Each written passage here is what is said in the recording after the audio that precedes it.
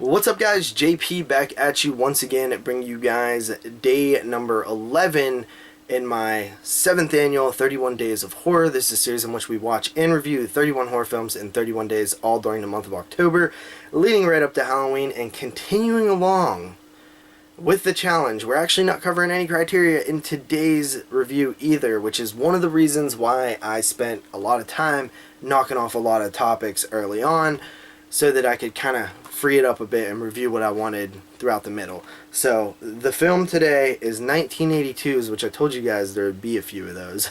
The Beast Within. And this is a film, I have seen this before, but my Scream Factory was still sealed, so you guys know how I am trying to watch stuff that I haven't had opened yet, stuff that I've never watched and has been in my collection. I'm doing a good job of it so far, but The Beast Within, I actually seen this for the first time at a drive-in a couple of years ago. They showed this and a few other films, Phantasm and Halloween, and Children Shouldn't Play with Dead Things, but I didn't get to see Children Shouldn't Play with Dead Things. But it went Halloween, Phantasm, then Halloween, Beast Within, then Phantasm. And it was on 35 millimeter, and the picture was a little grainy, to say the least. A little rough print there, and on top of that it was raining. So watching it on Blu-ray was like a whole nother experience, because although I liked it originally, I liked it a little bit more this time. So The Beast Within starts off with a couple who is traveling through like Louisiana or something. They break down. The husband goes to get help at a mechanic station or gas station or something. The wife is basically attacked and raped in the woods by a creature, not a man, a creature. And I remember even back then I was like, what? I couldn't barely see it, but I was like, what the hell am I watching? I never really heard of this.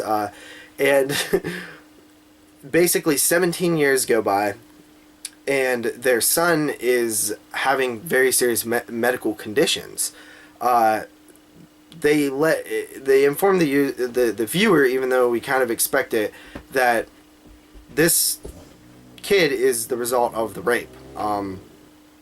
The creature or man who they think at the time that raped her basically created her son. You know, she got impregnated by it, him, whatever. And they decide that maybe if they could find out who the rapist was, they might see some kind of hereditary medical condition and save their son. So they travel to the town in which she was raped. There they start uncovering the mystery of who the rapist was and a mystery of the town.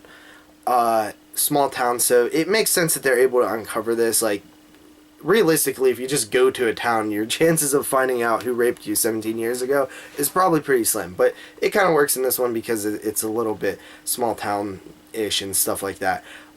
So that's basically your story, man. And meanwhile, you have the young kid, the 17-year-old, sort of transforming or like going through something, the beast within, you know, something within him. Wow, man, this movie is kind of a blast. Like, it is a weirdo movie. I didn't realize it was as weird. It was loose in my memory, and like I said, the transfer wasn't great on that print that we watched at the drive-in in the rain. So I was kind of like, seeing it in HD, I was like taking it all in, and it had a way better effect on me. I really enjoyed this movie this time. It was written by Tom Holland, of course, from Child's Play fame. And I was like, I think that I like the bizarreness of it. It's just a really bizarre film. It's basically a cicada. You know, if you guys have, I don't know what part of the state you're from, you know, watching, but in Pennsylvania, every 17 years we get this massive swarm of cicadas, and I've seen it twice in my lifetime. Last year, I think, was the last time that it happened. You know, it just happened, and it's insane. It's crazy. But cicadas are weird creatures, and the fact that this movie is about like a raping cicada almost is crazy. It's a weird concept. The only thing that I didn't like about the movie is they kind of take it into a supernatural territory where it's like this body hopping mechanic, almost like this sort of essence of a person being reborn through like the form of like a cicada type thing, but with a human. And I almost wish they just would have made it purely creature, purely nature. I think it would have been a little bit more effective. But other than that, I really enjoyed the movie. I'm not going to give a flat-out rating on it because it is eligible for the Top 10 of 1982 podcast. So I'll just say my original rating of it was a 6 out of 10. I'm a lot higher than that now. I'm going to say between 6.5 and up. So that is The Beast Within. I did very much enjoy it. Hope you guys enjoyed my review. I'll see you guys tomorrow with another one.